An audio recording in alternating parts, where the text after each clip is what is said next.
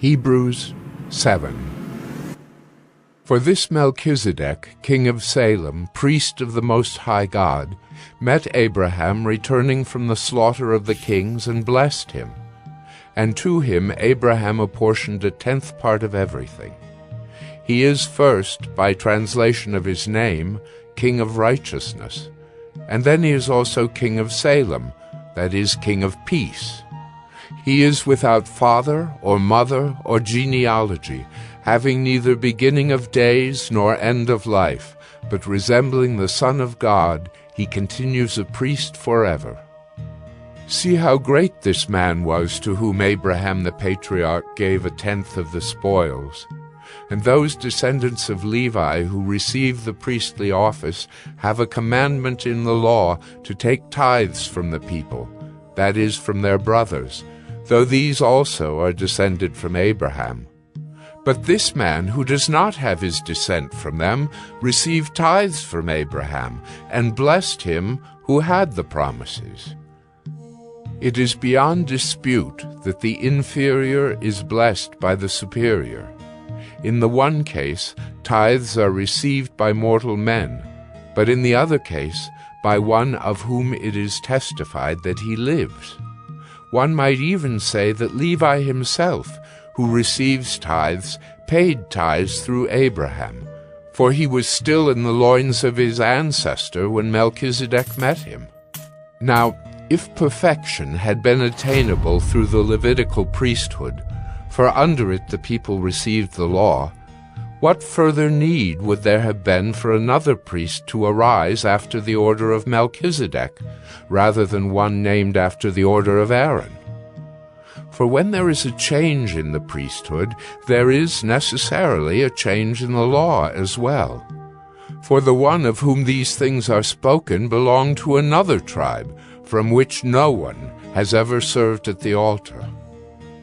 For it is evident that our Lord was descended from Judah, and in connection with that tribe Moses said nothing about priests.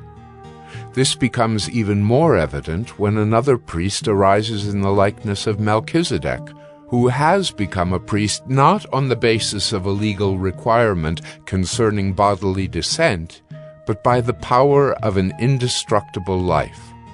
For it is witnessed of him, "You are a priest forever, after the order of Melchizedek." For on the one hand, a former commandment is set aside because of its weakness and uselessness, for the law made nothing perfect. But on the other hand, a better hope is introduced, through which we draw near to God. And it was not without an oath, for those who formerly became priests were made such without an oath. But this one was made a priest with an oath by the one who said to him, "The Lord has sworn and will not change his mind. You are a priest forever."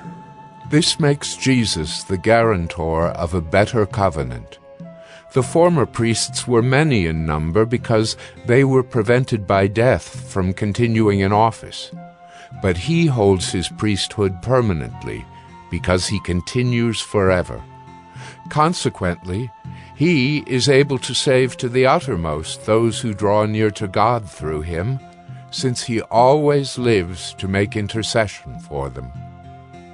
For it was indeed fitting that we should have such a high priest, holy, innocent, unstained, separated from sinners, and exalted above the heavens.